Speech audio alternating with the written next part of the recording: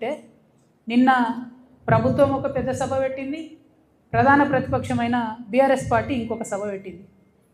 ఏం చేసిరు వీళ్ళిద్దరు సభలు పెట్టి అంటే, బీఆర్ఎస్ పార్టీ ఏమో ఉట్టి కథలు చెప్పింది, కాంగ్రెస్ పార్టీ ఏమో పిట్ట కథలు చెప్పింది. ప్రజల వ్యతలు ప్రజల కష్టాలు మాత్రం ఎవరు చెప్పలేదు.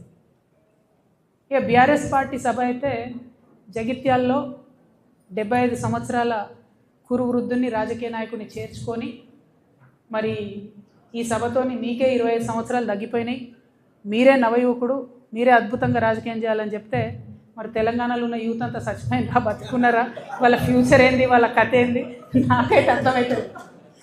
అందుకే నేను ఇన్వైట్ చేస్తున్నా. నేను కొత్తగా పెట్టబోయే పార్టీలో యూత్కి మంచి అవకాశాలు ఉంటాయి కాబట్టి యంగ్ పార్టీగా ఉండేటటువంటి కొత్త చేంజ్ తీసుకొచ్చే పార్టీ వైపు ప్రజలు చూడాలని చెప్పి నేను రిక్వెస్ట్ చేస్తూ ఉన్నా.